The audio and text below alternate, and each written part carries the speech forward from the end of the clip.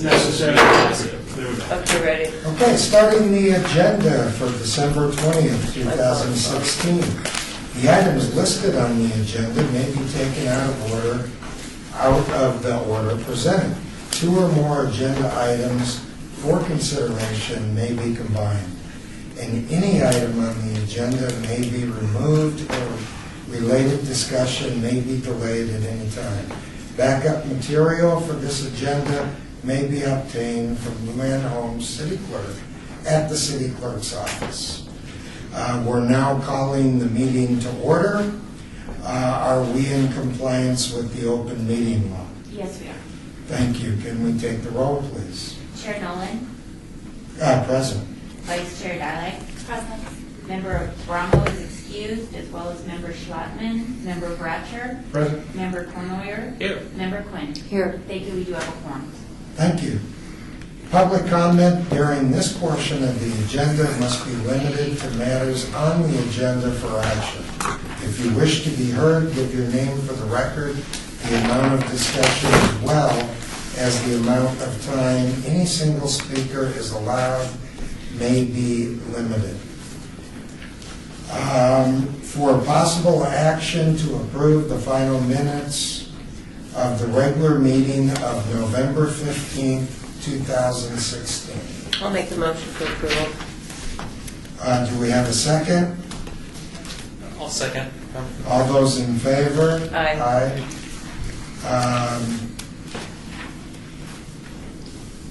Any opposed? Okay, that passes. Thank you.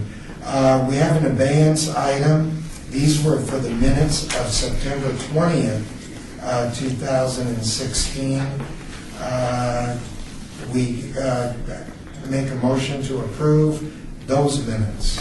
Is there a motion? Make the motion, I don't think I was here. Second? Second. All in favor? Aye. Any opposed? Thank you. Okay.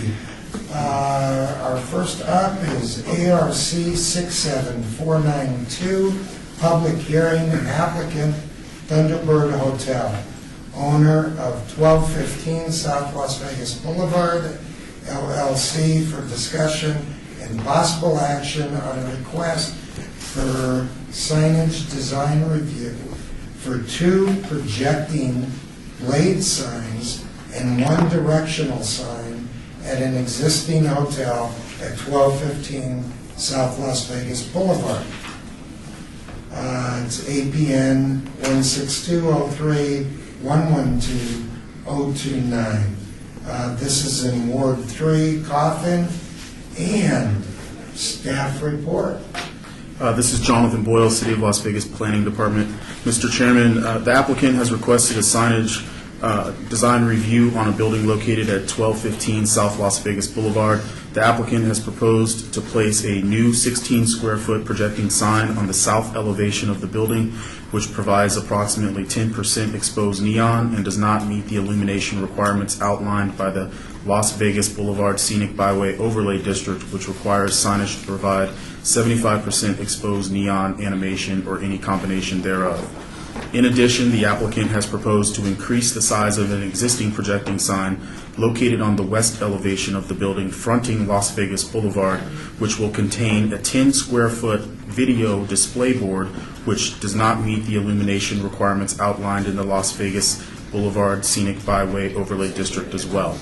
Since this proposed sign did not meet the development standards outlined in Title 19 pertaining to maximum allowable area and height, the applicant has requested a variance, VAR 67490, to allow a 76-square-foot projecting sign where 32 feet is the maximum allowed, and to allow the sign to be 4 feet above the rafter line where 1 foot is the maximum allowed, which was heard at the 12/13/16 Planning Commission meeting. The Planning Commission recommended approval of the request as a final action unless appealed within 10 days.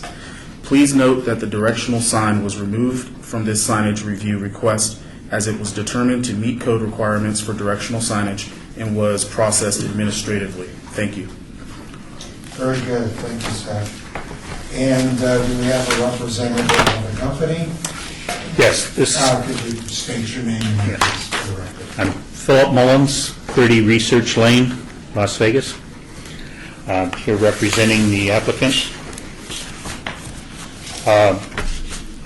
Now we're talking about just the video display board. The video display. Okay. What we have, I didn't know you didn't have a kind of projection system here, but the blade sign on the west exposure elevation here is existing that says Aruba. It has a Thunderbird bird on the top of that sign, and it has a box sign below that blade sign that's a 2 foot by 5 foot box sign that's illuminated that says hotel. Our proposal is to remove that sign and replace it with an identical looking sign using the same Thunderbird bird on top, taking the exact same style that the Aruba is done in, and just adding the letters, changing the letters, and adding additional ones to spell out Thunderbird, and then replacing the bottom box sign with a approximately 2 foot by 5 foot video display board that's double-faced. So where the existing double-faced illuminated box sign is that says hotel would be replaced with a double-faced video display board, is what we're asking for here on this approval. That's item 1 there on that west, and the inner sign is removed. Okay. This actually is a picture depicting that sign that to be built to put up there. Now, on the south elevation, this elevation, this is the site plan, is approximately halfway back on the property on the south side of the building. So you have to drive down this drive aisle coming between the buildings here, and then that sign is actually on a mid-door on the south side of the building that leads into their wedding chapel area.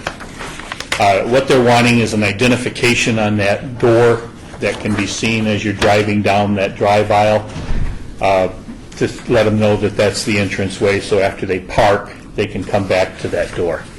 The parking is actually on the southeast side of the building, so they have to pass this doorway to get there.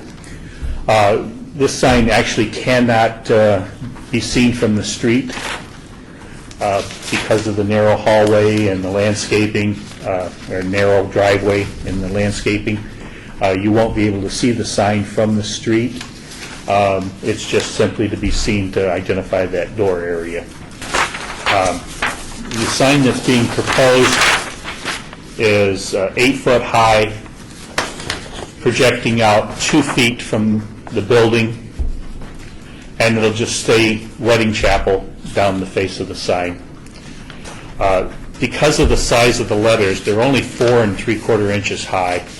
It's not practical to make them out of a skeletal type neon that they wouldn't be readable that size and be able to bend it and everything, because it is vertical. So what we've done is we've bordered the whole sign with a neon tube going all the way around the sign.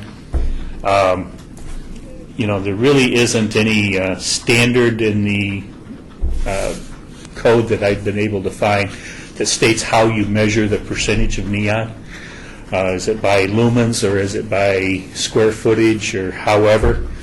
But, what we've done is to keep a neon appearance. It will have a glow all the way around the sign, and then the letters will be readable as a cutout letter that's illuminated, backlit illuminated. So it's going to be a blue-faced letter that'll glow blue with the LED illumination behind it in the cutout, and then a neon tube all the way around the sign is what we're asking for approval on that side. That's what I have. Thank you. Thank you very Any much. questions? Go, Take. comments from... I'd just like to make a comment that this is a very active neighborhood behind you, as you know, and it's surprising to me, well, not surprising, that none of that neighborhood has shown up in opposition, because they're very vocal, and we listen to them because that's their old neighborhood that sits behind you. So I'd like to hear what my other friends here say, colleagues. But I don't think I have much of a problem with it at all, sir. Thank you. Well, none of these signs are actually visible by any Right. residential. They still come out, though. That's We've great, seen yes. them come out for less. Right, Jim? Thank you, Mayor. Anybody else? Sure. For the record, Member Canoyer, so for you, Mr. Chair, I'd just like to ask the applicant, on the Thunderbird sign, the projecting Thunderbird sign, are the letters just exposed neon, is that correct? The letters on that sign are skeletal neon or exposed neon in a pan channel letter And then, I think flash. yeah, well, are you with bordering neon around each letter, Okay, or between each letter, I see. And just is there like the gonna be any Aruba is now. animation? There is a potential to sequence the lettering. Okay. Is the Thunderbird that's on top of the sign, is that going to be identical to the one that is there now? It actually is the same It's gonna one. be the We're same just one, reusing it. just We're reusing it. Okay. just going to clean it up Okay. and relamp it and reuse it. All right.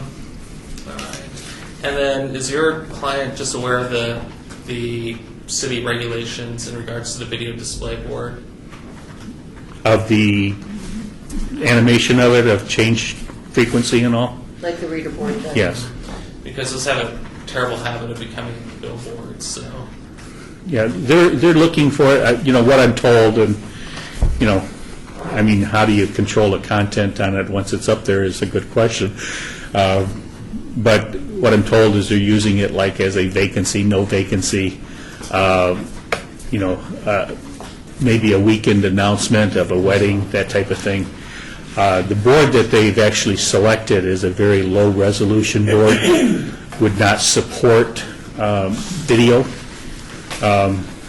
visible video. I mean, it would just, for that size, you couldn't put a picture up there with the resolution they've selected, so it's being used primarily as a message board. And then on the wall signs that are proposed, the Thunderbird Boutique Hotel Lounge Wedding Chapel, so I'm just reading that correct. That's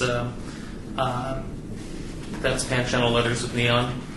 On the wedding chapel? The wall signage that you propose, that's a part of this. That was also taken off. On the west, The wall- Thunderbird, the Chevron. Yes, this Oh, is okay. Jonathan with the planning department. The wall signage was approved administratively as it met all code requirements. So that was done through a separate ARC review that was processed administratively, which handled all of the proposed wall signage and the directional sign that you see. And so that's why the directional sign was removed from this request as well. in answer to your question, it is skeletal neon. And then just one last question, and two last comments, really. Just, one of in regards to the directional signage that's being proposed, just so Yes. you know, there's an issue with, there's a heavy pedestrian population on Las Vegas Boulevard, so I really want your client to think about how that sign is positioned on the wall, because those signs tend to get be magnets for stickers and other sorts of graffiti, scratchings, pollution. So anything that your client can do to mitigate that, whether it's placing the sign perhaps elsewhere on the building or putting something in front of it such as cacti or something where the person's not going to want to put any signs. And then second off, just make sure that you get a temporary sign permit for that banner that's hanging on the fence, or your client obtains it, because I wasn't aware there was one. in the photograph there's one. It's provided. Excuse me, through you, Mr. Chairman. Jim, does this go to planning commission? Okay, thank you. Now. The open banner? Yeah, all temporary signs require a temporary sign permit. Yeah, So okay. just make sure or take it down. Well, obviously, it should come down, but I don't know if they obtained a permit on it or not. I wasn't involved in that. So. Thank you.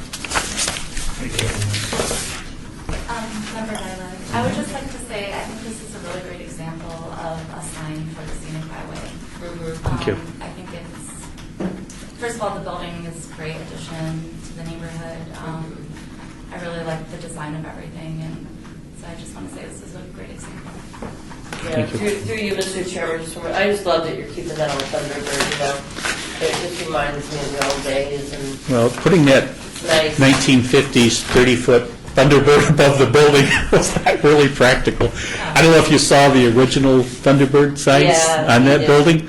back in the 50s, but yeah, that bird was like 30 Ready foot to tall fly. and 50 feet wide, and it actually sat on a canopy over the driveway If there. I'm not mistaken, it might have been renamed when Stupak took it over. Oh, you're After right, it was sir. gone out at the other property. I forgot about that. Wow. But what we did do is some research back from the original Thunderbird signage in order to obtain some ideas for this, yeah. It's been very tough. That's, the members of different of the buildings have been before us several times, because that is such a tight area I know. built out onto the Street, yeah. right there. But it's not like they're replacing the sign. It sounds like it's existed. But with that said, I want to hear from Member Bradford. Mr. Chairman, through you, two questions of staff. One, just so I'm clear, we're only reviewing signs number 1 and 3 that were in the packet that was sent to us. So signs number 2 and 4 were related to the directional and the wall signs. Yes, you're correct. Well- Secondly, on the Thunderbird sign on the south elevation, the projecting sign, it's unclear in this photo, but does it project into the right-of-way at all? Are you talking about the west elevation? Yeah, the projecting sign. Yes, the projecting sign on the west elevation currently, as it sits, has a current encroachment permit that was issued for the sign. And basically, they're going to keep that existing encroachment permit and then just do modifications to it per Public Works' direction. Okay, thank you for that. I just wanted to clarify for application, another application might be required in terms of the encroachment if you are in the right of way. Right, yes. So I would suggest when you do go for permit, you actually show that distance so it's clear on the record that way you get your permit through the first time, so. with that, Actually, we've already right. permitted that sign, so, yeah, we already obtained permit on it, because that was approved from the staff on that sign. The only thing that we don't have yet is the video display board on that. That's all questions. And again, the only comment would be, is if you were trying to put that sign up today, it wouldn't be approved because of the different encroachments, but it's an existing sign, Correct. and you're just refacing the existing sign, so. Yeah. Okay, would they entertain a motion? I'll make the motion for approval on ARC 67492. Is there a second to the motion? All those in favor? Aye. Any opposed? Thank you. Well, thank you. Appreciate it.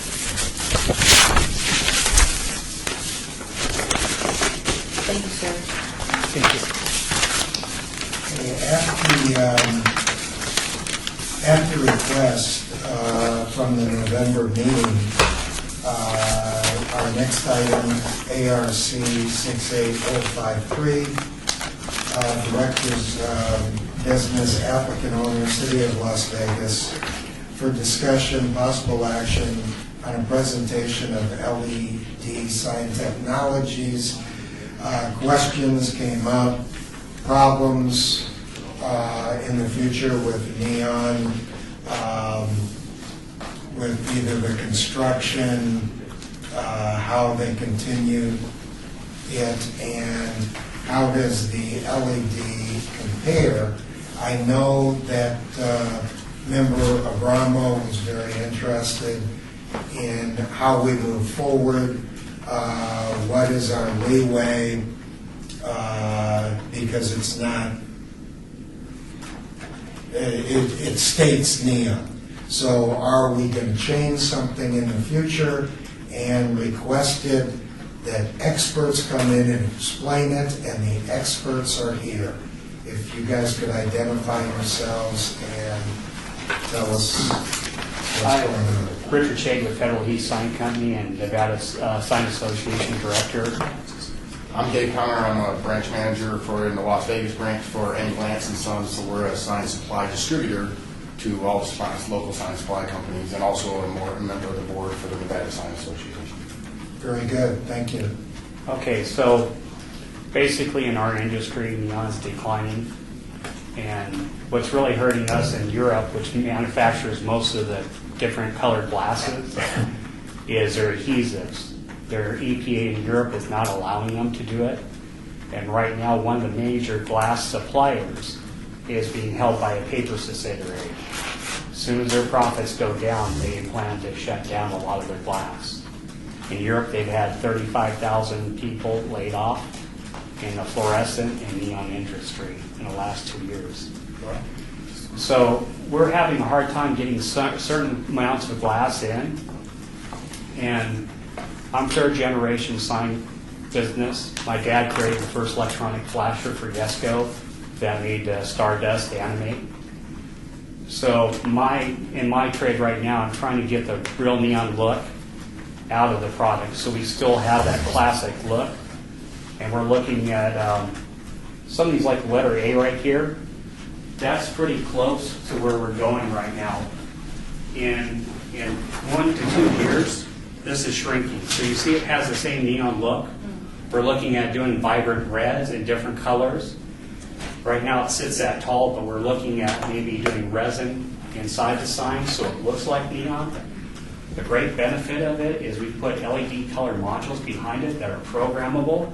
So now you're going to have really cool movement that you never had. You can even make like a text go across it or different waterfall. We can add fire videos, which it looks like real fire because we're translating the fire into the LEDs. We have a couple of products right here that are bendable that Dave's going to speak to a couple of jobs that Yesco's doing. We're taking one of the old Seattle iconic market signs that's probably 24 foot tall in letters. We're using this product. And the benefit is safety, longevity of the product, because now with neon you're dealing with 15,000 volts, right? Kid throws a rock at it, pressure changes, you have a crack in the glass, and now it doesn't look good. It's cheaper for your clients to repair because it lasts for 7 years. This stuff you can throw rocks out, it's not going to hurt. But we understand where the focus of your group is. We want neon to look like neon or something close to it. We want the benefits of low power consumption, dimmability, controllability. Because you're going to have LEED buildings coming up. The standards are at a certain time of night, they're going to have to be dimmed to a certain standard, not even in the DRC, but outside. This will do it for you. Our clients can control this LED from anywhere in the world for different color animations. They go on their iPad. They can choose a show. So if you have Susan G. Komen going on or something special in Las Vegas, they can hit that program and change it in a heartbeat. They can actually upload to thousands of stores at once across the United States and change that. I'm going to let Dave speak to some of the jobs with some of the products. If you guys want to come up and take a look at it. And like I said, it's super safe and durability is pretty good. We're looking at 7 years.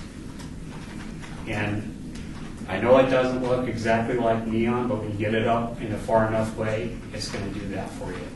So we're looking at 2 things right now in our research as Nevada Sign Association and Federal Heat and a couple to have the look where the neon glow goes back on the wall or the sign substrate, so you get that glow in the look. We're dedicated to getting you some products that you like. If you guys vote on something and you want a standard, we'll put these products out on the list and we'll give you lightable stuff so you can see any vendor or person coming in. What are your other 2 displays? Okay, these are just like a border tube that would go around a restaurant. We use them in Chili's all across the United States. Really low maintenance. They have a neon appearance. Their lumen output's not as bright, but it doesn't matter at the distance you're at looking at it. These are a flexible product which you can cut. So people are starting to use them in like neon type deals. Only thing is we're getting limitation in the bend radius, but that's being worked out all the time. So basically our glass benders now will take a heat blanket, bend the tube as far as they can. They have an internal, lead sleeve that goes inside. They bend it to that part. Yeah, then they put the LEDs in and populate like a sign.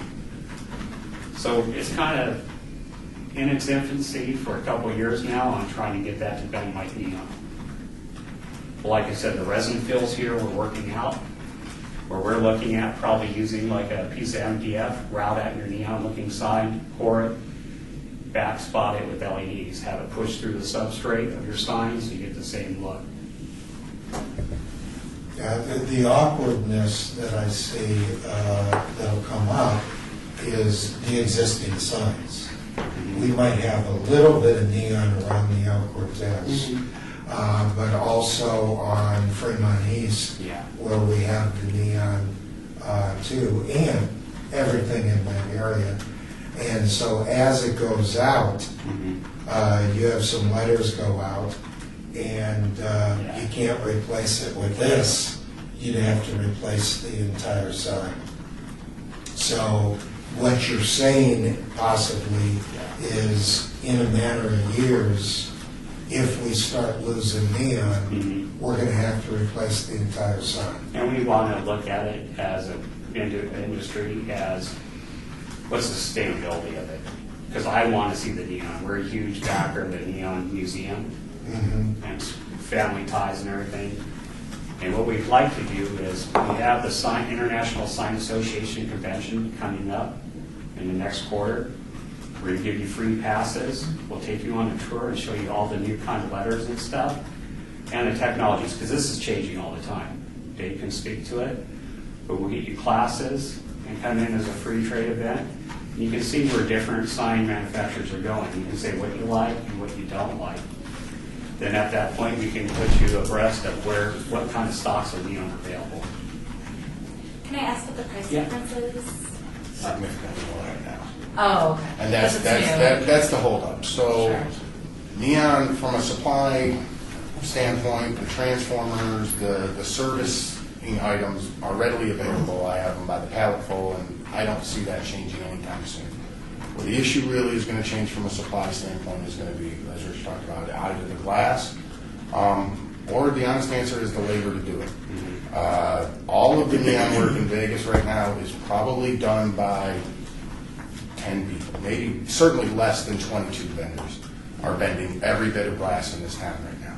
Majority of them are done on a wholesale basis now.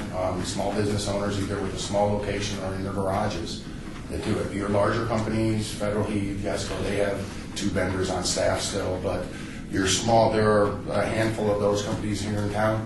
The majority of the sign manufacturers here in town sub that out currently to subcontractors who do nothing more than bend the glass. It's an art form.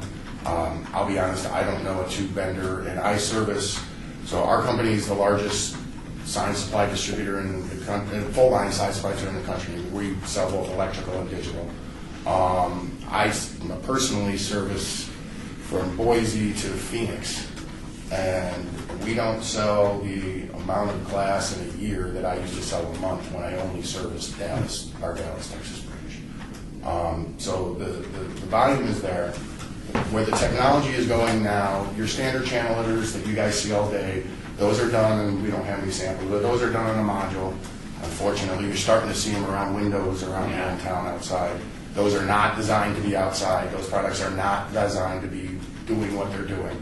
No, this is not something that the Nevada Sign Association approves of or encourages in any sign, but those modules are designed to go inside a channel letter. So we put colored acrylics in front of them, polycarbonates, depending on the system, and that is a done deal. That business is never going back to neon. The price difference on neon, where you're talking $8 or $9 a foot bent, you can buy LEDs for less than $2 a foot. Now, So you're going to save on power, obviously. Yes, sir. Significantly. And Your bill's going to be down. And that was my question. LED started high, like anything else that's been around. Now, the exposed neon issue complicates it, because that is not, unfortunately, where the majority of it is in distribution and manufacturing that are going to go to where the majority of the usage is. So the products that you see here, in general terms, there's been good and bad. I've done projects here in town with products that at the Tropicana some years ago, we had to change out that whole sign. It all failed. This product here is actually in Top Golf right now. This is the new single color one. This is, unfortunately, I left my remote control at the thing, but this is the same thing, a color changing. This can change color. We're currently doing the Rose Bowl with Yesco in Southern California with this product. So you can actually make this, you can address this to do different programs. You see similar things now on, you see a lot of the Omni Hotel in Dallas, you'll see animations that they do, so there's different products like this that they can use. Now, depending how intricate a product like this, wholesale to the manufacturer, to the sign company, is gonna be $18 to $30 a foot. So that's where the current disconnect comes in with, when it comes to the exposed neon, is the pricing, and some of it is labor, some of teaching, retraining some of the people to be able to do, to bend plastics versus bending glass. I mean, it's a whole different. But here's the difference on it. We're getting ready to complete CNN in Atlanta, where they had light bulbs going around in an old flashing control system. LEDs were pretty close. We have an LED module that actually looks like a 25-watt bulb snaps over. So here's the deal. If I would have to send all my guys up there to pull all the sockets out, which the sockets are going away now too. Okay. The back, yeah. There's a new guy making it. Yeah, but the problem is longevity and controls. If it was so much cheaper to put in a linear LED pucks through there with a bulb looking, my guys just cut out the raceway, screw on LED, snap the LED in the product, put it back up on CNN. They have a long whip that plugs in a power supply. I have a guy that already programmed it, and that's your wiring. In the old days, each one of those would have to be individually wired, so you got a ton of wire loops. Now you have to do an old type controller, which is just sending out voltage. Then, you have different control points, and the flash would be bigger than that TV for one sign. Now my control is this big. It runs all those CNN letters for each one.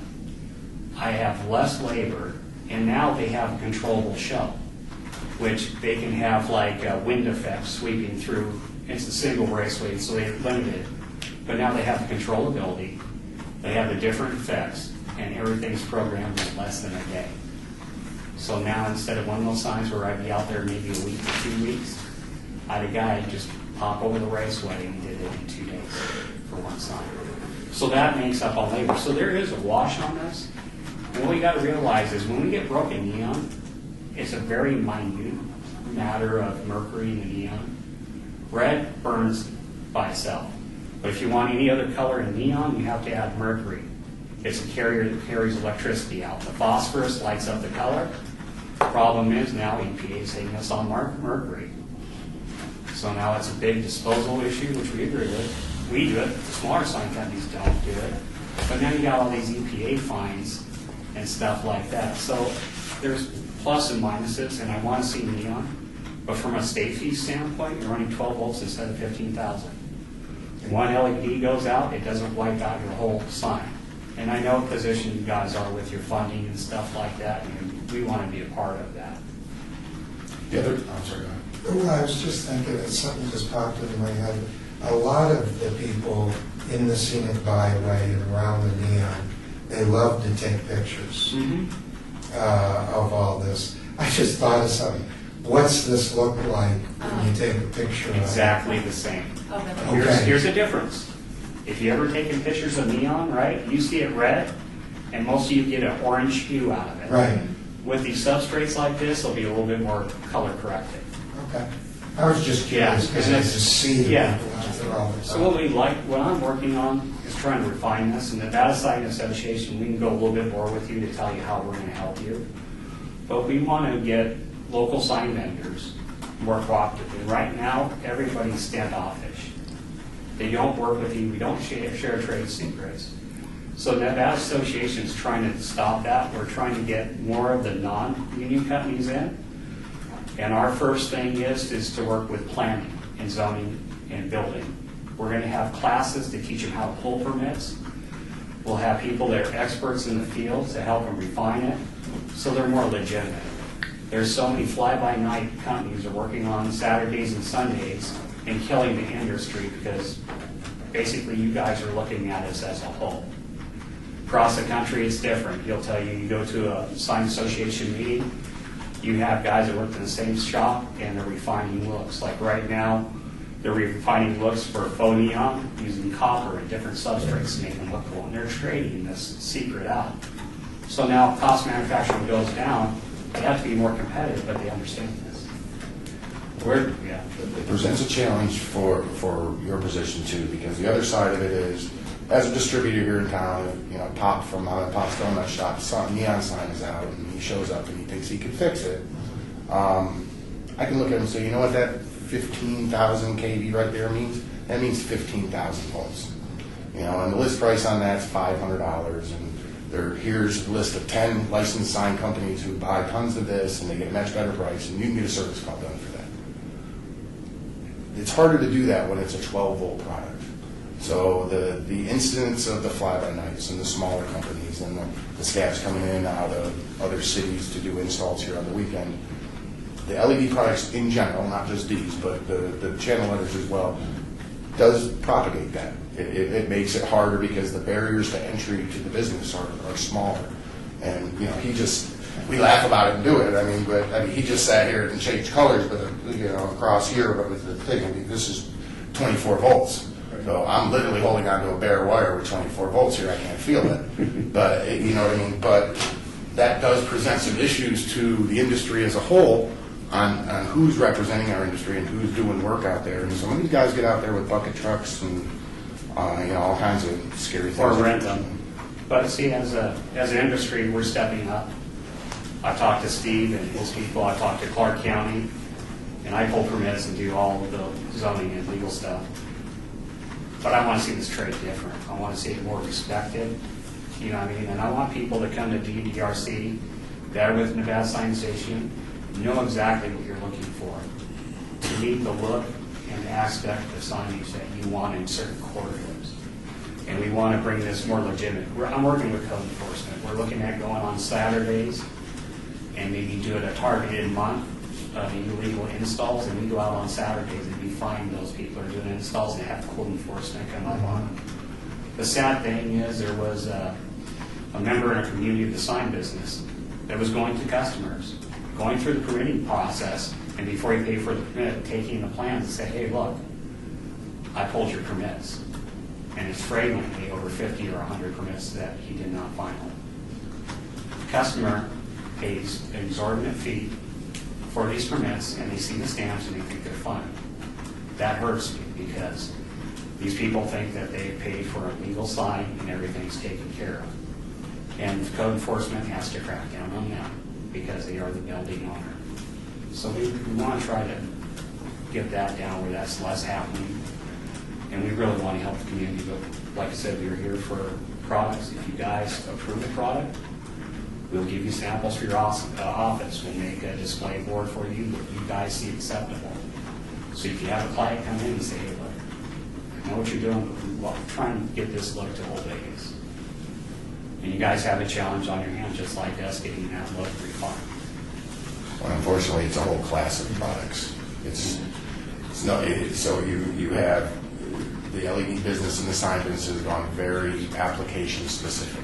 So if you're doing an exposed neon letter, you know, you're going to go something like this. If there's no bends and it's just going here, your price drops if you can get into here. So there is a variety of products, and from the products to replace exposed neon, it is a small percentage of the total volume that the LED manufacturers do. So it is still an emerging category, and it's currently in its current forms is still more expensive than neon. So this is not something that is an imminent change, but I would say our neon picture in 5 years will look a lot more dire than what it looks like right now. So what happened is 12 years ago, maybe 8 years ago in Dubai, these products look alike, right? So they installed 12 miles of it, right, in Dubai. It all failed. I'd hate to be the guy in front of the Emirates when this failed. So next cool thing about this is this will be controlled by the inch. So you could have color to the inch changing. So it's all addressable. What I suggest you do is you reach out to the industry like you have and say, hey, what's a vetted product that has a warranty? And I think you guys are well in means to like qualify a product like Sloan or one of the manufacturers, and we can say what the warranty is and give you, because you're going to have people try to bring in products that aren't UL, or same UL, that are going to fail. And we have a really bad UV problem here in Las Vegas where you go by and you'll see like signs where they have the flex faces go black. Because these companies aren't going to an industry standard. You see them blowing out because they're not going through the building standard of being 20 mils, 20 grams, and UV protected. So whatever we can do to help this is cleared up. It is an emerging technology. I would, if you can, we'd love to host you at ISA. They do it here every other year. This March, I forget the exact date, but it's usually about the third, fourth week of March. It'll be here, and everybody who's anybody in the sign business will be there, and plus some. But it'll give you an idea of some of the different categories of what you're looking at and what you're going to face. It does change fast, and it is one of those businesses where it's kind of a running joke. If you've got a Radio Shack and a soldering iron, you're now an LED manufacturer. So a lot of what we do when we're working with the nationals specifically is they look to us to vet out products. And you know, as Richard did, it's really hard to look at the outside of an LED product and tell what's in it. You can't tell what's under the hood. There are different qualities of chips. There are different things. You know, there's people that'll run around. There's manufacturers that buy rejected chips from Samsung that didn't meet their quality standards, buy them, slap a thing around them, and sell them on Amazon all day long. It's powered by Samsung. Customers buy them with perfectly good intentions, thinking that they're buying a great product. They don't know what they're getting. Yeah, you'll see them buy Cree. If you ever heard of Cree manufacturers, you'll see those in light bulbs. Oh yeah, we use Cree bending, you know. So what they do is they take a whole bunch of chips, bend them and mix them together because they get different runs. They mix all those together, then they have to meet a certain aluminum standard. So the ones that don't make it, they throw them out and they're like, oh yeah, we got Cree chips, and they're selling you a bag. And that's the next issue that you guys will have to address with your standards will be an illumination standard. LEDs are not like your standard light bulb. So I can stand here tell you all day it's warranted for 50,000 hours or 10 years or whatever it does. Guess what? If an LED is going to fail, it's probably going to fail in the first 90 days. From there, it just fades out. Yeah. So it can be lighting this little bit, and that's not a warranty issue. It's not failed. So at some point, there's going to have to be a standard for your guys' districts to say, this is not meeting an illumination standard. This LED is 10 years old and needs to be replaced. And this will be true probably in your channel letters as well. That's a secondary issue about LEDs. Let's say I have a border stick up this that goes out in 4 years, right? And I have to do a replacement. Well, the replacement is going to be bright as brand new, and it's not going to have like the 30% degradation through it.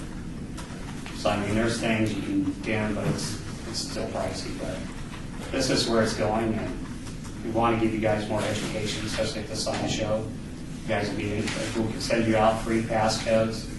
You guys can go with the industry next week and learn out what's going on and the different vendors and get really an idea. Then you can kind of shape your idea and see some of the products coming out of China, the looks, and say, hey, like, you like this. You know, this, because there's some really poppy letters out there that they're doing with stainless steel. Then they're doing edging with different perforations and getting a really awesome look.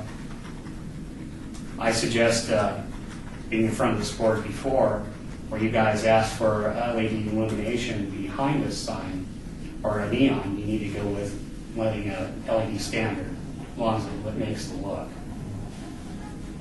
But we'd love to help you out on this. So is there a technical term for this, or is it just LED neon? Go ahead. Foam neon. Foam neon. There's not really an industry standard term yet. There have, you know, most of them are going to call it an exposed neon replacement.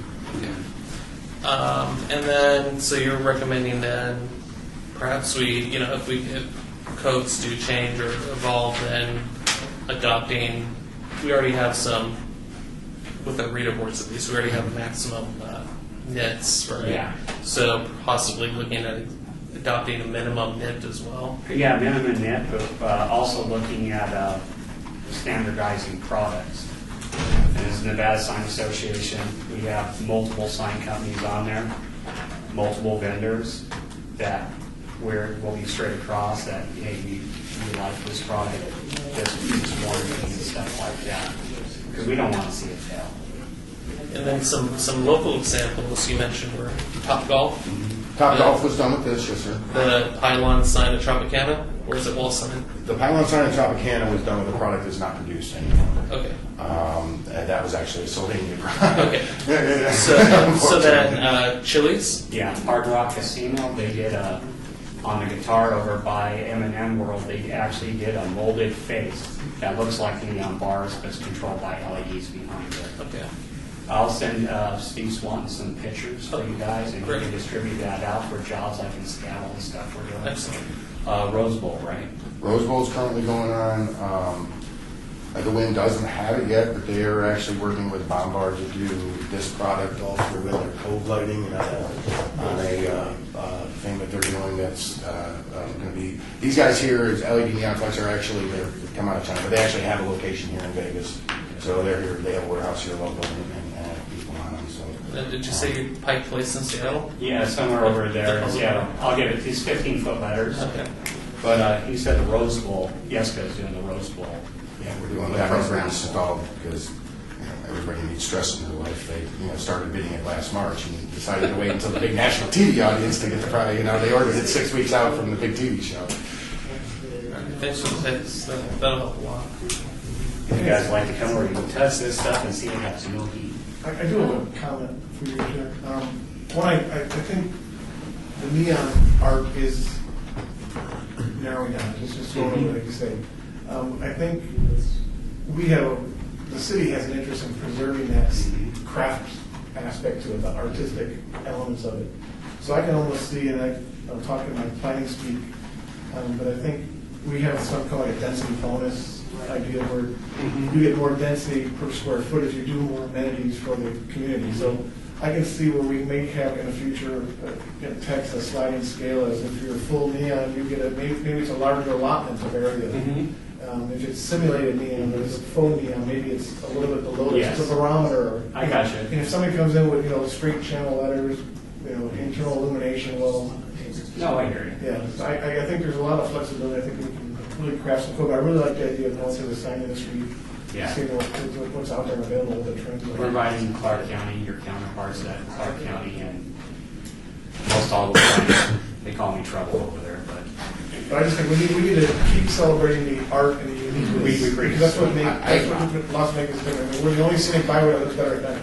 I absolutely agree about that, and just so you're aware that as much as we talk about it, your current business owners that are right now choosing signs made out of exposed neon are currently paying more to do that. They are making a conscious choice to make that look, to meet it. They can get a channel letter done with a piece of plastic over the top of it and sign it through, much less expensive to do it. I So. have just one more question. I call it the Costco open sign. Yes, sir. It's everywhere you see it. What is that? Is that something like this? Or is yeah, that- it's a knockoff product. Overseas. That's all it is. Yeah. And it lasts for a certain amount of time. And Yeah, It's probably buy it for about- $99 and Probably 4 years. They don't come to us anymore. Yeah, those have gone direct through the big boxes. Most of those that you see now, and you'll see they're a little pinpoint, or they come in out directly shipped from overseas. I don't think there's any U.S. Yeah. manufacturers on those that I know of. My vice president took one like this that looks like red neon, so I'll try to get back to you. But like you said, if you guys want to start trying to set standards of aesthetics in different products and say, hey, look, this can fit, like you said, to give you a sliding rule. I grew up processing neon. That was one of my first jobs when I got in the sign business, was actually filling them with organic gas and installing it. Bellagio was my last job I installed. I did over 12 miles of neon. I lived in the ceiling for 3 months. Just shakes that out. Yeah. But most of my friends in the business, because glass blowers are a small community here, I know most all of them.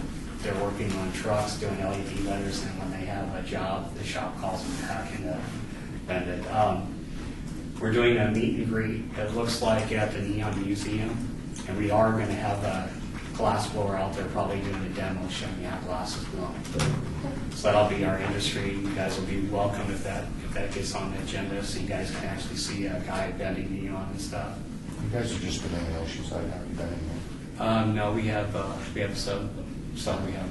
Well, should you ever want to see a neon shop or any of those, let us know. We certainly can get you a tour of any of the, not any of them probably, but certainly all of the union shops here in town. And I know most of the other ones, so they'll be glad to give you a tour and show you anything if you want to see the process. Okay, Gentlemen? anybody else? One last thing. I'm sure you're already looking and talking with the federal government, but with regard to the scenic byway and the neon standards, we don't control the federal standards, right? The Federal Highway Administration does.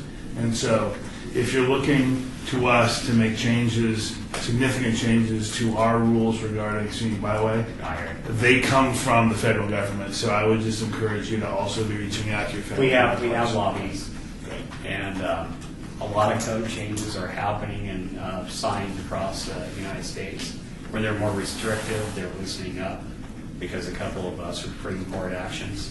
Okay. I don't know how that's going to affect your byway. I don't think it is because of the scenic nature of it in the federal government. But no, we have an international, which we do work with federal government entities. Good. Any other comments or questions? No? Thank you, gentlemen, very much. No problem. Very Thank you. informative. Would you like to take a look at these? Take a look at the feel or texture of them? Yeah, well, there's no heat. Yeah, but this is what interests me right here, because it feels like he's going to have a rounded face. You guys ever need any of them? No problem. Okay. We're to the portion of citizens' participation. Public comment during this portion of the agenda must be limited to matters within the jurisdiction of the committee. No subject may be acted upon by the committee unless that subject is on the agenda and is scheduled for action. If you wish to be heard, give your name for the record. The amount of discussion on any single subject, as well as the amount of time any single speaker is allowed, may be limited. Seeing no one, we move for adjournment. Make a motion for adjournment? Second? All in favor?